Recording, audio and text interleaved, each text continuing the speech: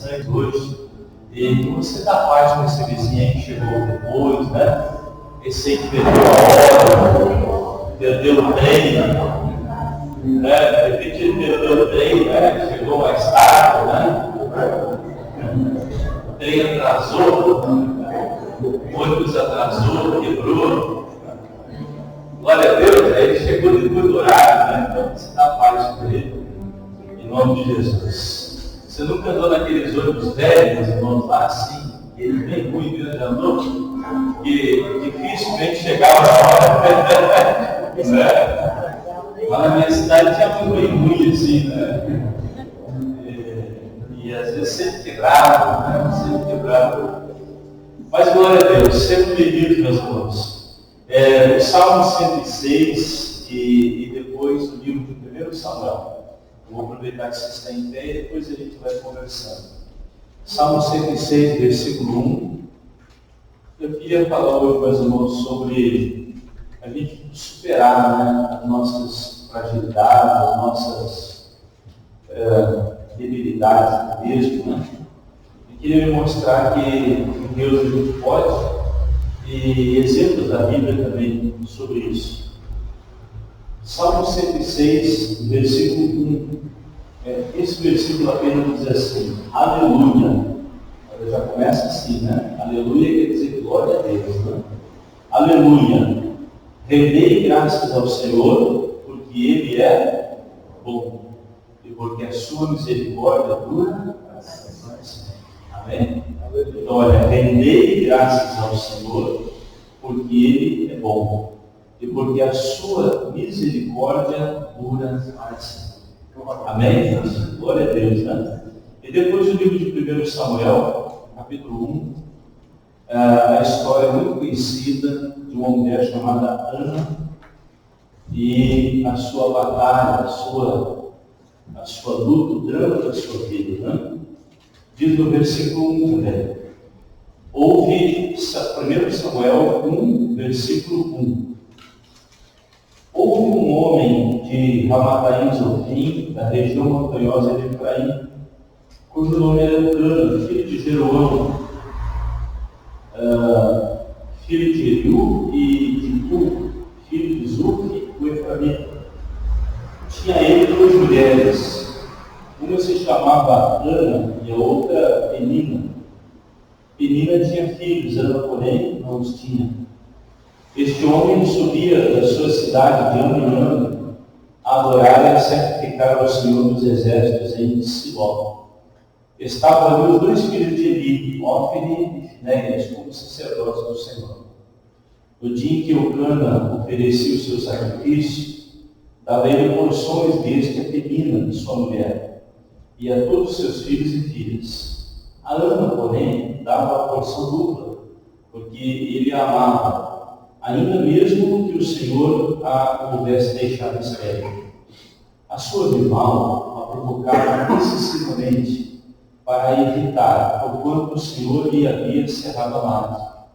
E assim o fazia ele de ano em ano, e todas as vezes que Ana subia à casa do Senhor, a outra a irritava, pelo que chorava e não comia. Então Eucana, seu marido, lhe disse: Ana, por que choras? E por que não comes? E por que está de coração triste? Não te sou eu o melhor que 10 filhos? Após terem comido e bebido em Siló, estando Eli, o sacerdote, assentado numa cadeira, junto a um pilar do templo do Senhor, levantou-se Ana e, com amargura de alma, orou ao Senhor e chorou abundantemente. Amém?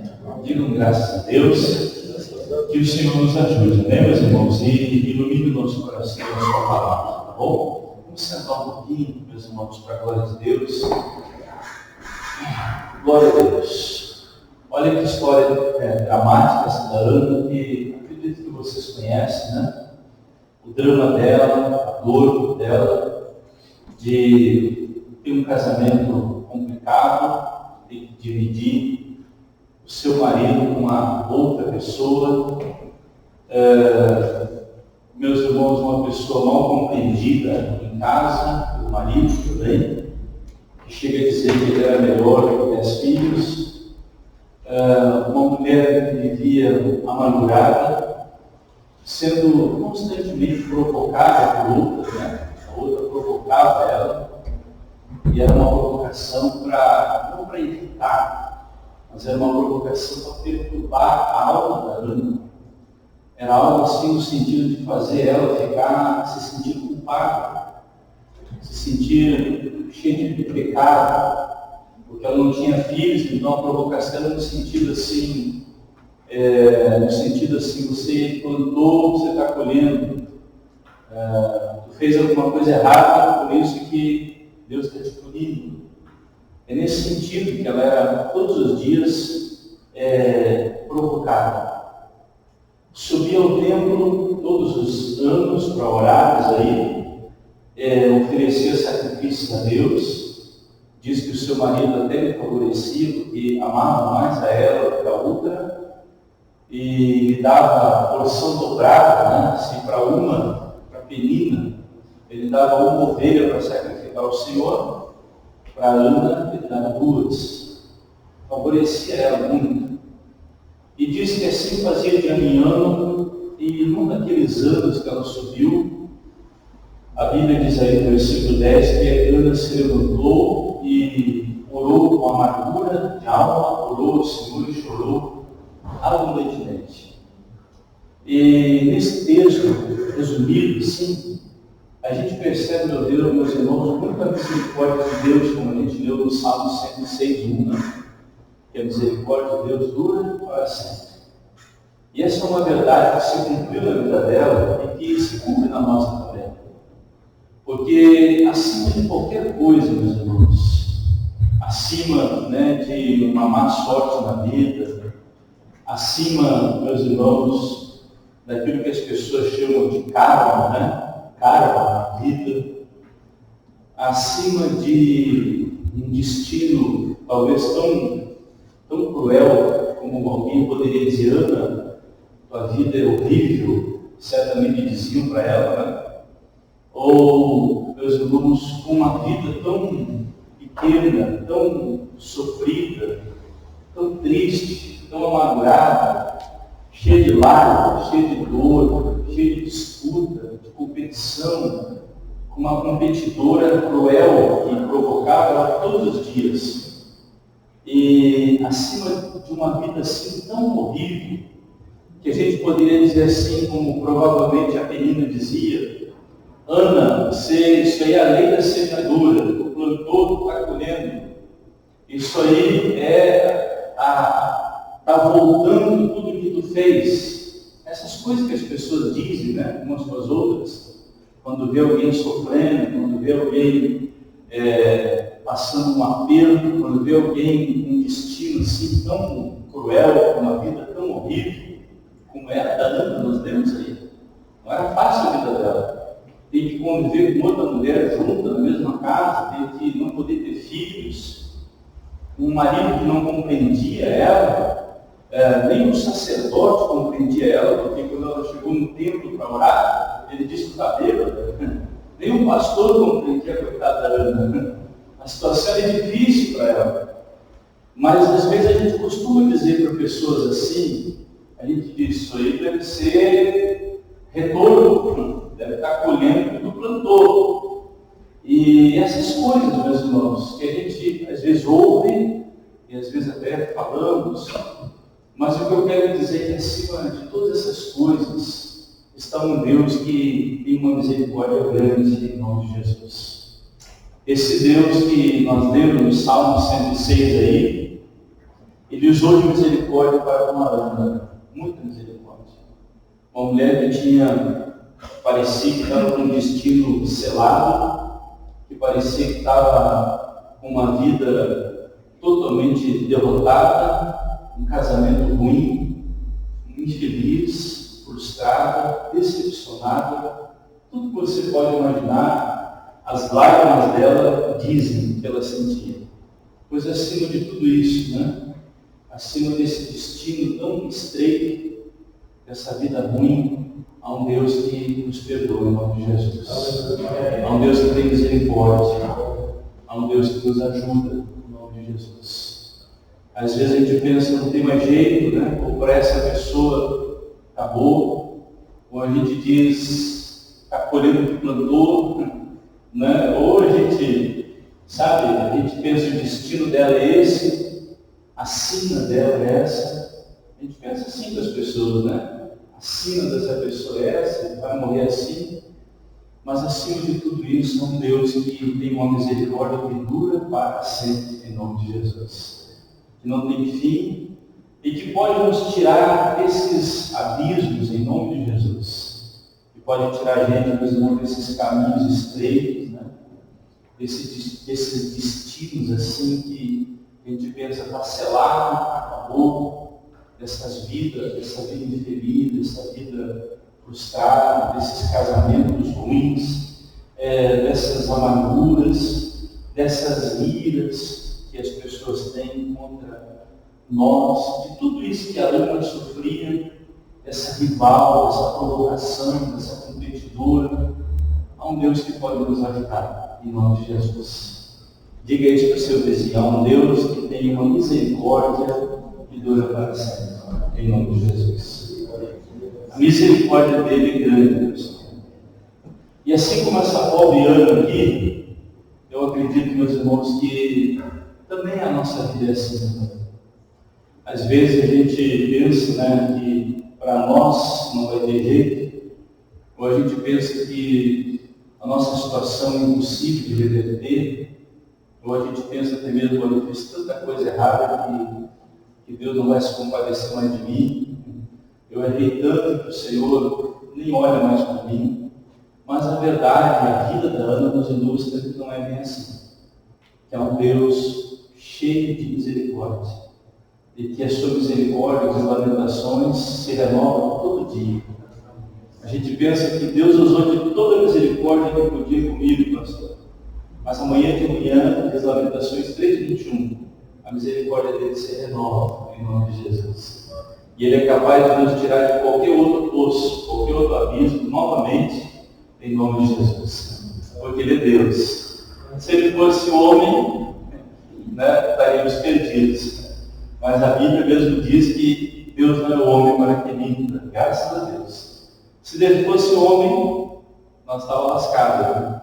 Mas como ele é o Senhor, ele tem essa capacidade de usar de misericórdia, de benevolência, de bondade conosco, mesmo nós vivendo ou praticando ou tendo uma vida assim. Acima de qualquer coisa existe esse Deus, pessoal. Acima de qualquer destino, acima de qualquer praga, acima de qualquer maldição, acima de qualquer macumba, de qualquer feitiço, acima de qualquer maldição. Há um Deus Todo-Poderoso, diz aqui nesse salmo, que a sua misericórdia dura para sempre, em nome de Jesus. E ela entendeu isso, ela entendeu.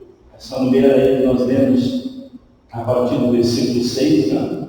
Nós lemos aí que ela tinha uma rival que a provocava excessivamente, provocava ela não para irritar eles.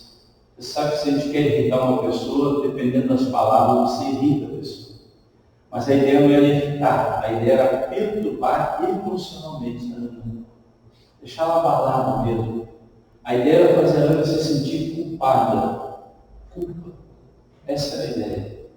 A Ana, além dessa luta toda, diz a Bíblia que também ela foi no culto, diz aí no versículo 7, né? 7, 8, ela subiu a Jerusalém, né? Na casa do Senhor, no versículo 7, subiu na casa do Senhor, e lá mesmo na casa de Deus também a menina provocava ela. Ela pensou, na igreja eu voltaria, mas chegou na igreja, não tinha sossego, não teve sossego em lugar nenhum, coitada. E aí ela pensa, bom, meu marido vai me ajudar? Ele diz no versículo 8 que o marido diz assim para ela, Ana, eu não te sou melhor do que 10 filhos, por que você chora? Então nem o marido compreendia a coitada. Ninguém compreendia ela. E vice-versa, é uma luta. Diz também aí no versículo 14, ele disse, o Eli, o sacerdote, até quando estarás tu embriagado? Aparta-te desse vinho. Então o próprio pastor pensou que ela estava bêbada, coitada. Nem o pastor compreendeu ela, coitada. É uma luta, uma batalha. Isso é comum de acontecer, sabe, irmãos? Às vezes a pessoa conversa conosco assim na corrida. Eu já atendi muitas pessoas na corrida assim, e às vezes não dá aquela atenção que a pessoa precisa. Porque para nós é só mais um atendimento, mas para aquela pessoa pode ser o atendimento da vida. Ali pode ser o dia crucial daquela pessoa. E sabe aquelas coisas que nós também fazemos, não é assim? Não liga um familiar, alguém pede a tua atenção no trabalho, no negócio, um funcionário, você atende correndo, tudo com pressa. Para nós é só mais uma conversa, mas para aquela pessoa pode ser fundamental aquela conversa. Meus irmãos, eu lembro muitas vezes, uma vez em Bento Gonçalves, tem muitos anos, 2005, 2006, por aí, uma senhora, uma moça que queria tirar a vida, né? E ela estava na escadaria ali, e aí abriu a igreja esse dia, metrô, naquele dia ela não tirou a vida. A gente orou, conversou com ela, mas eu acho que faltou um pouco mais, sabe? Mais adiante ela foi mergulhando de novo e se deprimindo, e a gente soube mais, algum tempo depois ela acabou tirando a vida. Então às vezes falta aquela atenção para a pessoa, né? Aquelas coisas que a gente não consegue dar na hora. A Ana também não tinha essa atenção e faltou para ela. Nessas horas, meus irmãos, só a misericórdia de Deus mesmo, em nome de Jesus. Porque como diz Isaías, ainda que todos nos abandonem, o Senhor não nos abandona. Ainda que o pai e a mãe nos deixem, Deus não nos deixa, em nome de Jesus. E graças a Deus por isso, amém? Diga glória a Deus. O que a nossa amiga aí fez, meus irmãos? O que ela fez? Vamos ler. Diz aí, a partir do versículo que a gente leu aí, meus irmãos, no versículo 10, diz o seguinte: as atitudes de Ana, né, para começar a superar essa fase da vida, para começar a superar essa fragilidade, essa debilidade dela. O que ela fez? Diz no versículo 10, levantou-se Ana e com amargura de alma, olha só, amargura de alma, orou ao Senhor e chorou, o que diz aí, gente? Abundantemente. Em outras palavras, a Bíblia está dizendo aí que a Ana, meus irmãos, se quebrantou diante de Deus, se humilhou diante de Deus, para que Deus pudesse ouvir a oração dela. A amargura dela era que ela não podia ter filhos, não podia ter família. E essa dor, já não era mais uma dor só, já era uma culpa. E esse negócio vai virando um bolo que a gente não tem noção do que se vira no coração de uma pessoa. Eu sempre digo aqui para os irmãos, né? A pior coisa que pode existir na vida é a culpa. A culpa esmaga a gente. A culpa é um negócio que vai te esmagando por dentro e você não tem muito o que fazer a não ser se livrar daquela culpa, que é através do arrependimento. Né? O único jeito de se livrar da culpa é o arrependimento. E às vezes a pessoa se arrepende, mas tem um bicho, um capeta, que fica todo dia te acusando de uma coisa que Deus já nos livrou. E ele joga de novo, faz a gente se sentir culpado. E às vezes o capeta usa pessoas para isso, e fica aquela guerra, aquela batalha dentro, e a pessoa tem que realmente ser muito convicta, né, do que ela é em Cristo para vencer aquela culpa em nome de Jesus. A Bíblia diz que a Ana, amargurada, essa dor, essa culpa, ela se derramou diante do Senhor e buscou ali a graça de Deus, se humilhou, se quebrantou mesmo diante de Deus. E é isso que nós precisamos fazer, sabe? A Ana fez aqui aquilo que o salmista Davi, lá na frente, ia dizer, que o Davi aqui ainda não estava, recém estava, meus irmãos, preparando para ser rei, ainda não era o rei. Talvez não tinha escrito ainda o salmo que nós vamos citar agora, que é o Salmo 51. A Ana fez o que o Davi fez no Salmo 51. O que diz lá? Eu queria que você lesse comigo esse salmo. Salmo 51, versículo 16, diz assim, é bem interessante esse salmo, porque foi exatamente o que ela fez. Ela foi até a casa de Deus e orou, amargurada, chorou abundantemente, diz ali. Meus irmãos, mesmo tendo o seu marido dado para ela uma porção dupla de sacrifício, ou seja, ela fez um sacrifício dobrado, mas nada disso resolveu. Só o que resolveu para Ana foi isso aqui, pois não desejas sacrifícios, senão eu os daria. Tu não te deleitas em sacrifícios, holocaustos e o próximo. Os sacrifícios para Deus são, o que é, gente? Um espírito quebrantado, humilde, humilhado diante de Deus, e um coração quebrantado e contrito, arrependido, não desprezarás o Deus. Aleluia. Foi isso que Ana fez. Ana foi diante de Deus e apresentou para Deus um coração assim, porque Ana entendeu que Deus não, sacrifício para ele não adianta. Não é isso que Ele quer. Deus quer um coração arrependido, um coração quebrantado, humilhado diante dele. Se sacrifício resolvesse, olha o que diz aí, meus irmãos, no versículo 5. A Ana, porém, dava a porção dobrada, dupla, porque ele amava. Porção dobrada de quê? De sacrifício. Se a Penina ofereceu uma ovelha para Deus, a Ana oferecia duas. Mas a Ana entendeu, não é isso aí que Deus quer. Ela entendeu que Deus quer outra coisa. Deus quer o meu coração. Deus quer que eu me humilhe diante dele. E ela, na verdade, se antecipou ao rei Davi. O rei Davi escreveu esse salmo aqui depois, quando ele pecou com a Betseba. Aí ele escreveu esse salmo. Mas a Ana já havia se antecipado. A Ana entendeu. Deus não tem prazer em sacrifício. Se tivesse, eu daria. Mas no coração contrito, quebrantado, não desprezarás a Deus. Em nome de Jesus. Esse é o sacrifício que Deus quer, gente. De cada um de nós. E quando a gente tem essa capacidade, sabe? De se humilhar diante de Deus, de reconhecer nossas falhas, nossos erros, a nossa vida começa a mudar. E a gente começa a vencer as nossas fraquezas, nossas debilidades. A gente começa a superar todo o drama da vida em nome de Jesus. Começa por aí. Ninguém supera nada na vida sem passar por essa fase. Ninguém supera nenhuma luta, nenhuma batalha, nenhuma afronta, nenhum drama, nenhum caminho estreito, se não for assim, se humilhando diante do Senhor, em nome de Jesus. Há pessoas que superam, por exemplo, aí fora no mundo, que hoje está muito na moda, a inteligência emocional, o pensamento positivo, positivismo, determinismo, está muito na moda essas coisas.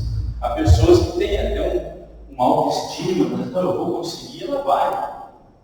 E às vezes até consegue, mas pode até conseguir superar aquilo com determinação, mas a culpa continua. Ou a dor vai continuar lá dentro. A pessoa precisa de arrependimento, porque mais adiante aquilo pode voltar pior ainda. Você entende isso, pessoal?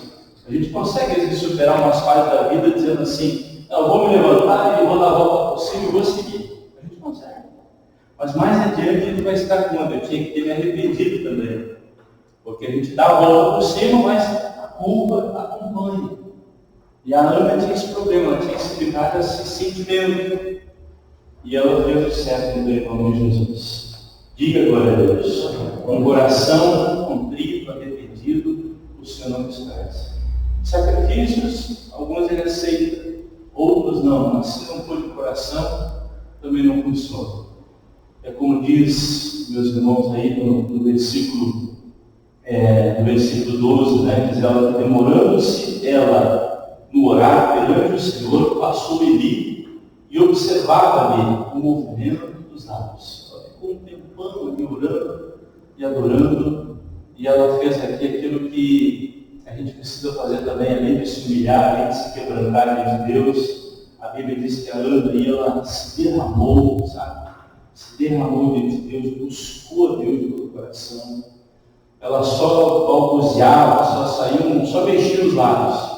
Mas a Bíblia diz que ela orava de verdade, ela demorando-se, ela no orar perante o Senhor. Ainda que parecia assim, né, que estava quieta, muda, parecia que ela estava embriagada mesmo, como diz o sacerdote ali, mas na verdade a Ana estava buscando a Deus de todo o coração. É o que diz o profeta Jeremias 29, versículo 13, diz assim, ele diz lá, que se nós buscarmos ao Senhor de todo o coração, nós o acharemos. Buscareis e me achareis, se me buscardes de todo o vosso coração. Então, se a gente não busca Deus realmente de coração, sabe? Há pessoas que não buscam Deus de coração, elas buscam Deus, sabe? Elas procuram uma solução, procuram, né, o Criador, elas procuram resolver seus problemas, mas não busca Deus de coração. A gente busca Deus de todo o coração, então Deus começa a nos favorecer também em nome de Jesus. Quando a gente que busca Deus e não acha Deus, você conhece gente assim, meus irmãos? Pastor, eu conheço gente que vai na igreja, que ora, que lê a Bíblia, que busca, que não sei o quê, que assiste todas as mensagens, todo mundo, todos os pregadores, mas nunca acha Deus. Nunca acha Deus. E o próprio Deus disse, seria achado de vós. E ele diz para Jeremias, se me buscar de todo o vosso coração, buscareis e me achareis, se me buscarem de todo o vosso coração. Quando a gente ia no templo orar, a própria Penina ia, o próprio Eucana ia, todo mundo ia, né? Mas quem achou Deus naquele dia, gente? A Ana. Porque ela realmente buscou a Deus de todo o coração. E tem que acontecer conosco, sabe, irmãos? A gente tem que buscar Deus. Estamos num propósito de oração, estamos num relógio, mas não é só isso, né? Não é só nesses dias. A gente tem que buscar Deus mais. Achar Ele no joelho, achar Ele em casa, achar Ele em qualquer lugar, onde a gente ia reclamar, encontrar o Senhor em nome de Jesus. É o que falta, sabe? Eu vejo muitas pessoas às vezes falando, o diabo caiu, o diabo está solto, essas coisas, né? Mas a verdade é também que às vezes o diabo vem porque falta luz. Às vezes não é o poder do mal, é a ausência de Deus. É a falta de Deus que dá espaço para o diabo agir. Se a gente estiver cheio da luz de Deus, cheio da presença de Deus, a Bíblia diz que onde há luz não pode haver trevas em nome de Jesus. Amém, pessoal? Onde há luz não pode haver trevas. Então, às vezes as trevas avançam porque não há luz. Ou há uma luz muito opaca, muito apagada, muito sem brilho. Mas onde há luz, as trevas têm que ir embora em nome de Jesus. A Ana buscou a Deus de todo o coração. Se derramou diante de Deus. Diz também aí uma terceira coisa que ela fez. A primeira se humilhou, se quebrantou. A segunda diz que ela buscou a Deus de todo o seu coração. No versículo 10 e versículo 12, né? Demorando-se ela em orar. Ela não saiu dali enquanto não ouviu Deus falar no coração dela. Em nome de Jesus. E diz também aí no versículo, você pode ler comigo, no verso, meus irmãos, 16, diz assim, versículo 15, porém Ana respondeu, não, Senhor meu, eu sou mulher atribulada de espírito, diz ela. Não bebi nem vinho, nem bebida forte, porém venho derramando a minha alma perante o Senhor. Não tenhas, pois, a tua serva por filha de Belial, porque pelo excesso da minha ansiedade e da minha aflição é que tenho falado até agora. Então ele respondeu a Eli, o mesmo que tinha dito para ela que ela estava bêbada, né? Mesmo, vai-te em paz e o Deus de Israel te conceda a petição que lhe fizeste. E disse ela, age a tua serva mercê, graça, age a tua serva graça diante de ti. Assim a mulher se foi no seu caminho e comeu, e o seu semblante já não era o que, gente? Triste. E diz no verso 19, né? No final do verso, Eucana coabitou com Ana, sua mulher, Senhor, ela concebeu, e passado o devido tempo, teve um filho, a que chamou Samuel, pois dizia: o Senhor o pedi. Em nome de Jesus. A Ana aqui fez uma coisa que a gente às vezes não faz. Ela se quebrantou, ela buscou a Deus, mas também diz aqui que ela esperava em Deus, pessoal. Ela disse: eu espero achar graça diante de Deus. Graça é o favor, né? Eu espero achar o favor de Deus, disse para o sacerdote. E o Eli disse: vai em paz, o Senhor te conceda o que tu pediu. Na oração dela, ela pediu um filho para Deus. E a Bíblia diz que ela foi, e logo em seguida, no retornar para casa, já engravidou, e no devido tempo, nasceu o Samuel rei, em nome de Jesus. A gente aprende aqui, meus irmãos, que esperar em Deus vale a pena. Porque Deus sempre vai se voltar para nós. Deus nunca vai ser negligente ou passar despercebido diante de Deus a nossa dor, meus irmãos. Deus não trata com leviandade a nossa dor. Como eu disse no início, de repente pode eu não compreender a sua dor. Até passar correndo. Pode você não compreender a dor do outro ou a minha. Mas a Bíblia diz que Deus, ele não é assim. Deus, ele não é leviano, ele viu a dor da pessoa, o drama dela, a luta dela, as lágrimas dela, e Deus atendeu ela em nome de Jesus. A Bíblia diz que Jesus, quando estava indo pelo caminho, uma mulher sírio-fenícia, uma mãe sírio-fenícia, diz lá em Marcos 7, né? Disse: Jesus, a minha filha está endemoniada em casa. E Jesus, diz a Bíblia, parou. Como Deus Depois diz a Bíblia em Marcos, capítulo 5, que uma outra mulher, com fluxo de sangue, 12 anos sangrando, já tinha gastado todo o dinheiro dela com isso. E a Bíblia diz que ela gritava: misericórdia. E a Bíblia diz que Jesus parou para atender ela. Os discípulos mandam embora, mas Jesus parou e atendeu. Marcos também diz, capítulo 10 de Marcos, que havia um homem chamado Bartimeu. Vocês conhecem a história? O cego Bartimeu. E Jesus pediu que ia para Jerusalém, ligeirinho, e o Bartimeu gritou: filho de Davi, misericórdia, filho de Davi. E não parava, e ele gritava, e Jesus caminhando. Até que uma hora a Bíblia diz que Jesus disse: chama ele. Jesus parou. Então Jesus, ele vê a nossa dor, pessoal. Uma hora ele para e nos atende em nome de Jesus. Ele viu a dor da Ana, os anos que ela sofria, os anos convivendo com uma competidora, os anos mal compreendida pelo marido. Todo ano ela subia para Jerusalém para oferecer sacrifício. Todo ano ela fazia sacrifício duplo. Todo ano aquela história, todo ano.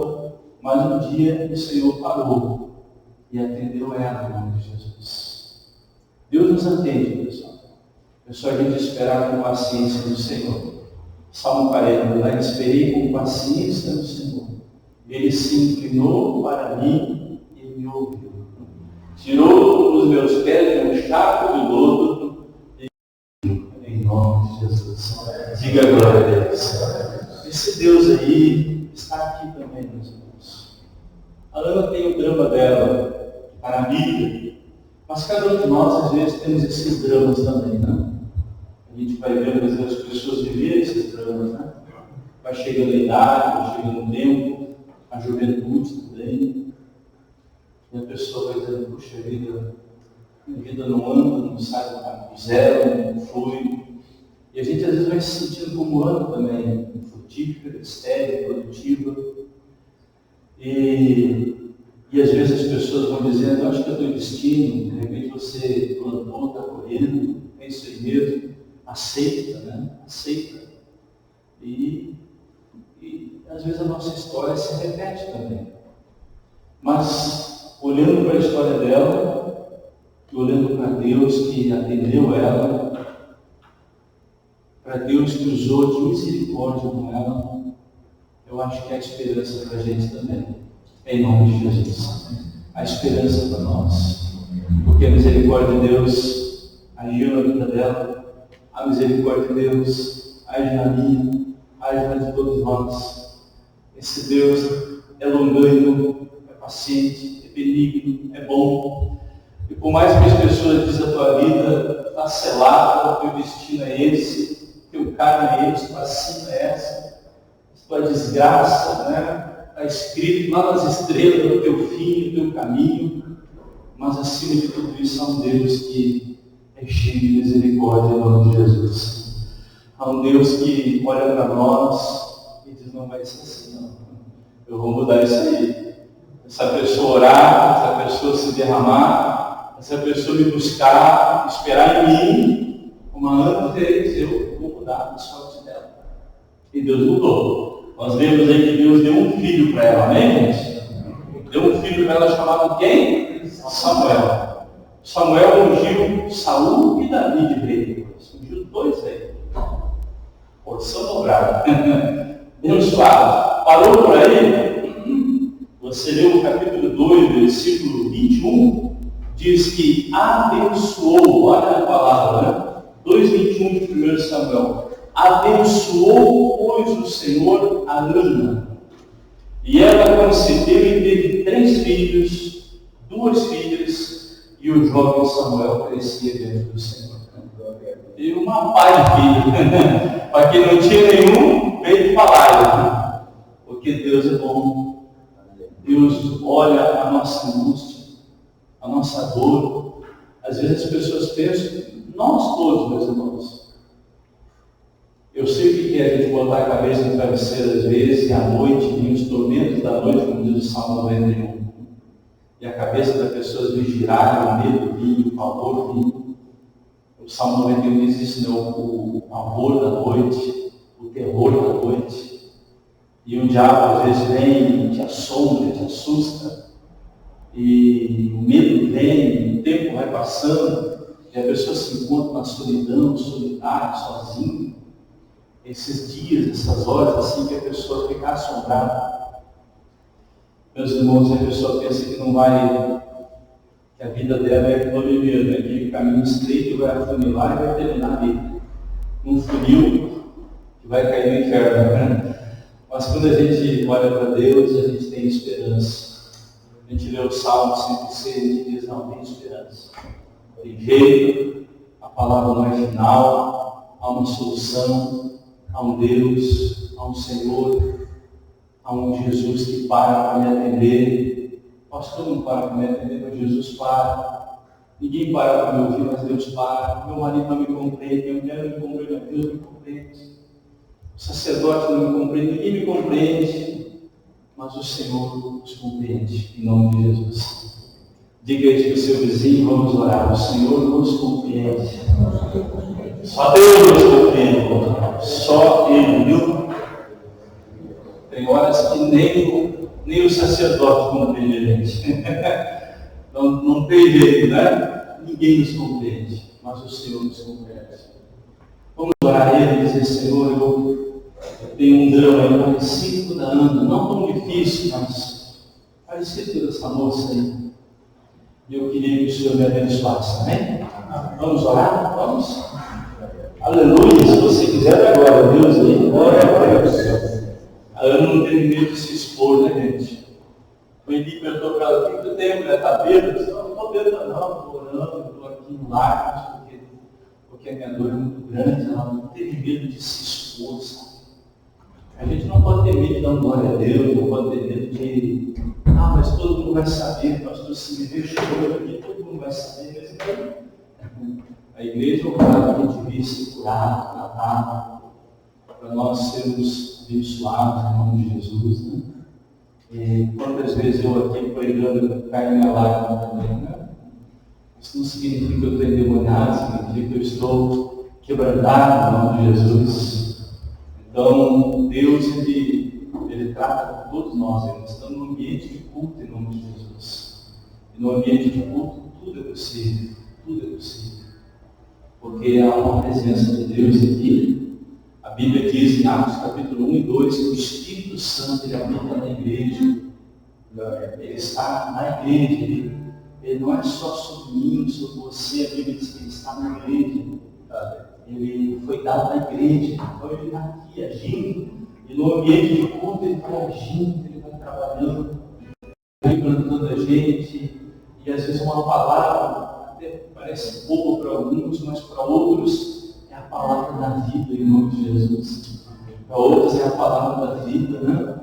Aleluia, Pai. Pode glorificar Ele, porque há uma presença desse Deus aqui, desse Deus que a sua misericórdia muda para sempre, desse Deus que tem uma misericórdia infinita, que se compadece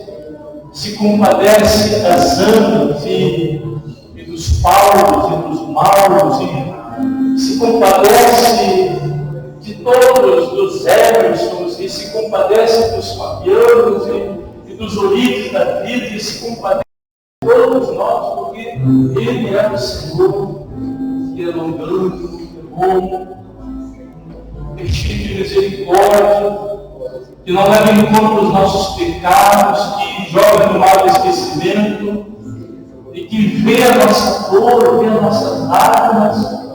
E quando as pessoas dizem que está colhendo o que tu plantou, ou quando as pessoas dizem isso aí, a lei da semeadura, você está colhendo. Ou quando as pessoas te dizem o teu destino, aceita que dói menos. Ou quando as pessoas dizem carga, é a tua sina, é a maldição da tua família, elas inventam coisas, elas dizem coisas. Mas Deus olha para tudo isso e diz, não.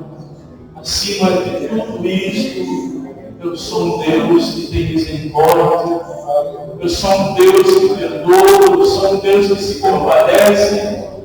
Uma mulher sofrida, uma mulher que chorava dia e noite, que era provocada, a penina provocava ela, irritava ela, diz a Bíblia. O diabo também às vezes nos irrita, nos perturba. E às vezes Satanás usa essas coisas, mas há um Deus, meus irmãos, maravilhoso. Há um Deus maravilhoso que quer nos perdoar, nos abençoar, que quer nos redimir, que nos cobre, nos carrega no colo, enxuga nossas lágrimas. Há um Deus assim, aleluia. A Ele nós adoramos, a Ele nós levantamos as mãos e oramos. A Ti, Senhor, eu sei que Tu me sondas, eu sei que Tu me conheces.